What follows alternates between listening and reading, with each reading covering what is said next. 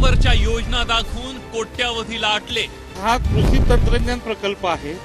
Zee 24 तासनं उघडकीला आणला महिला बाल विकास खात्यातला भ्रष्टाचार।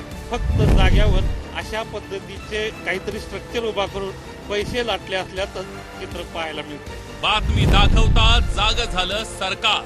हे जे दोषी असतील त्यांच्यावर कडक कारवाई केली।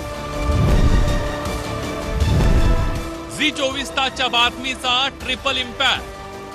जे संबंधित कंत्राटीदार आहेत, कॉन्ट्रॅक्टर आहेत, यांना ब्लॅकलिस्ट मध्ये टाकण्याचे आदेश दिले। अधिकाऱ्यांना नोटिसा, चौकशीसाठी समिती, ठेकेदार काळ्या यादीत। झी 24 तासनं जे घोटाळे उघडकीस आणलेत त्याची थेट सरकारनं दखल घेतलेली आहे।